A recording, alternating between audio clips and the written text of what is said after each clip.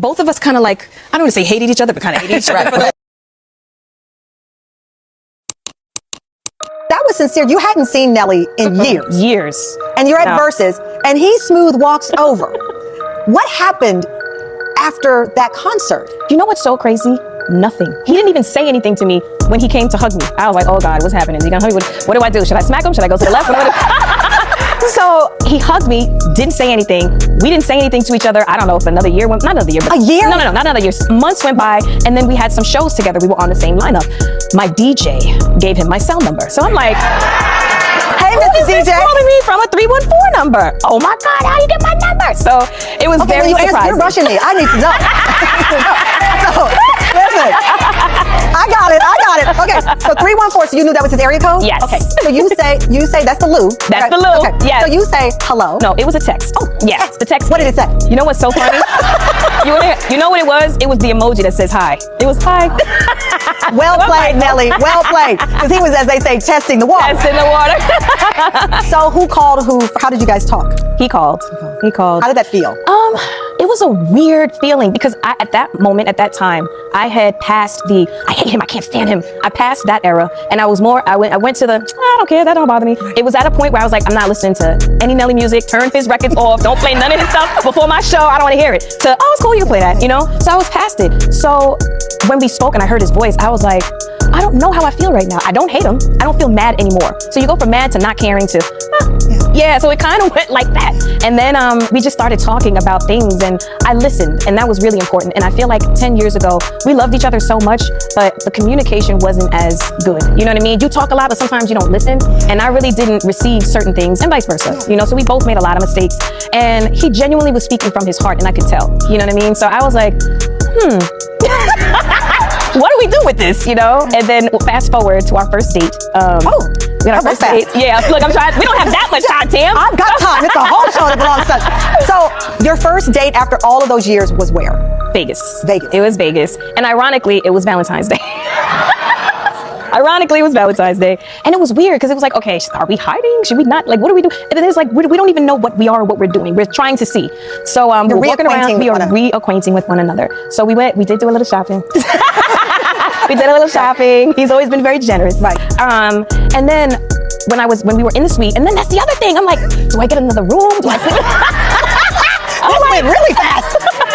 I'm like, it doesn't make sense to get another room. It's okay. So I noticed he was leaving to go play the poker or whatever, and I was in the suite, and like we kind of like kissed when he was leaving. You know, I'm at the door, and I was just like, wait a minute.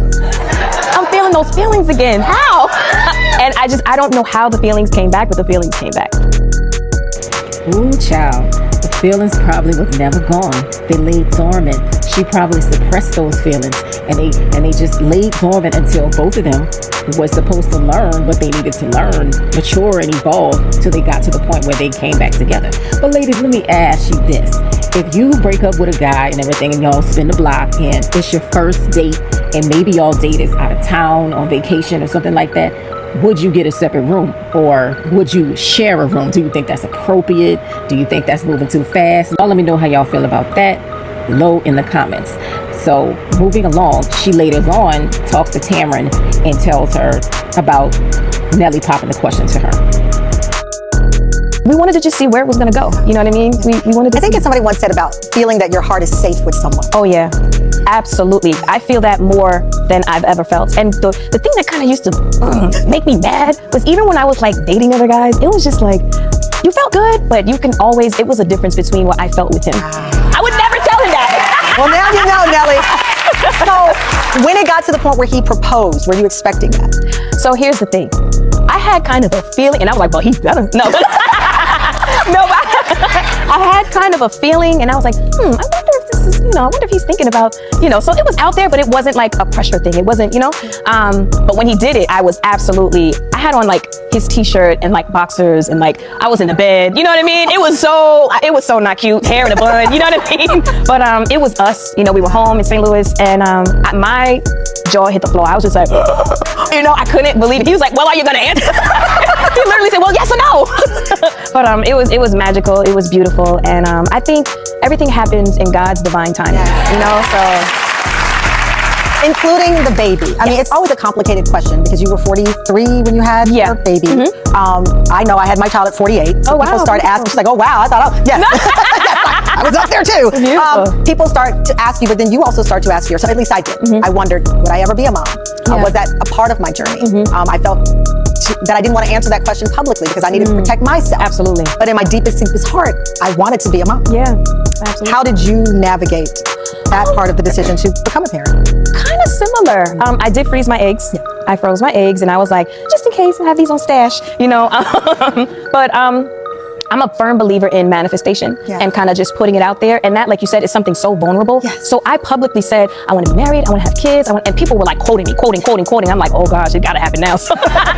But I just believed that it was going to happen. I didn't know it was going to happen with him, you know? And I kept saying, just send me my person. Whoever it's supposed to be, the right person, just send them. You know what I mean? And he sent them. Like it, share it, subscribe. Thanks for watching.